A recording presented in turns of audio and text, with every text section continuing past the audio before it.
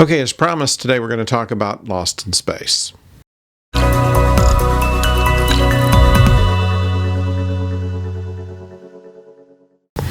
Hello out there, I'm the oldest nerd, and having seen the entire series of Lost in Space, I have to say that the third season has to be the best of them. The first season, I had a bit of difficulty with the amount of soap opera type of writing that they had, where there's marital problems and the kids don't like each other and all this kind of stuff. It got a little boring, but I stuck with it. The second season got better, and the third season has been absolutely great. I found that the way it resolved itself was better than I expected. The show starts out where the Robinsons, which are one of a colony group, are aboard their landing craft, the Jupiter 2 or J2, along with probably 50 or 60 other ships that are on a carrying vessel, which has Starflight capabilities.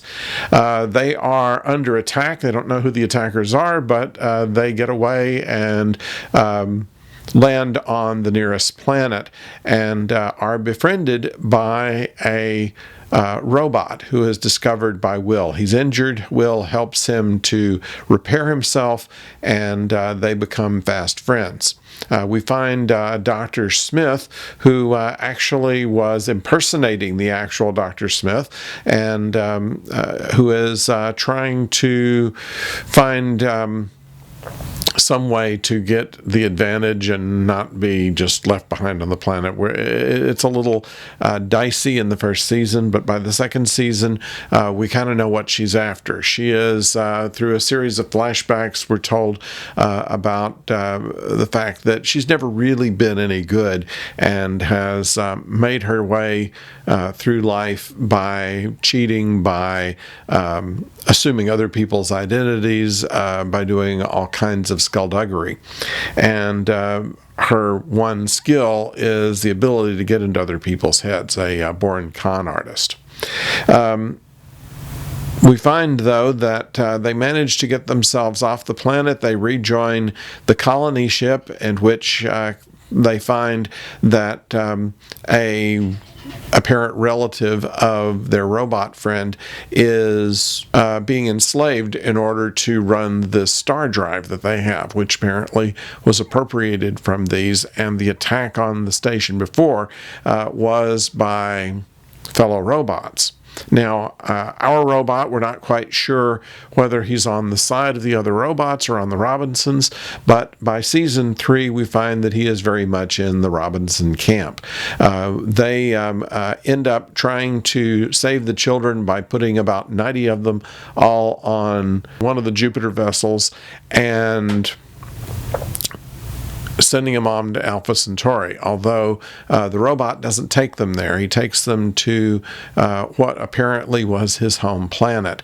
We find out more about this home planet and why the robots were like they were, and learn something more about Scarecrow, which is kind of the leader of the more invasive group, shall we say.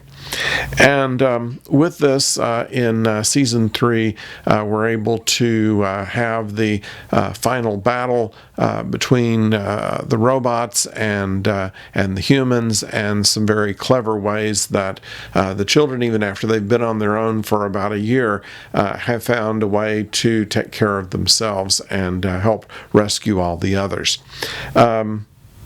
Some very good little touches in there from the original series, where Penny had a pet monkey, or something that was a monkey in makeup. They called a Baloop, called her Debbie. And in this case, Don has a chicken, a pet chicken who is called Debbie. And there is some comic relief here in his various dealings with his pet chicken.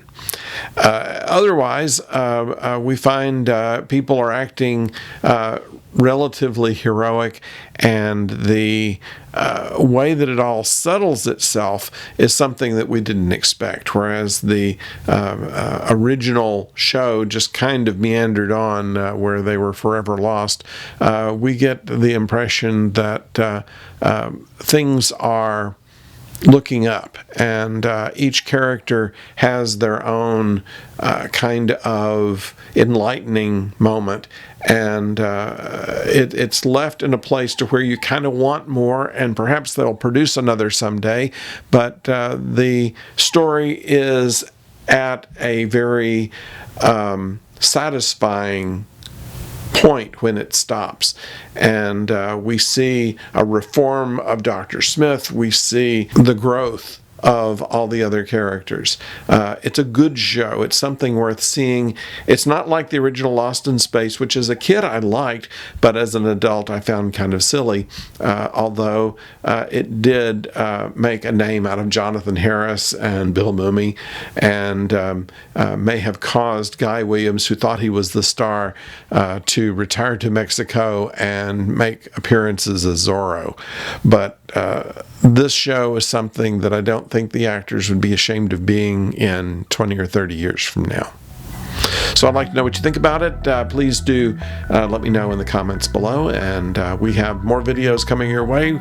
Subscribe if you will, ring the bell so that you'll know when the next video comes your way. We talk about science fiction TV programs and streaming programs, and we're right now talking about The Mandalorian. We're going to talk about Discovery when it comes back, Picard when it premieres in late February, and the Orville when it comes back in March. So stay tuned to this channel, and until next time, don't go far.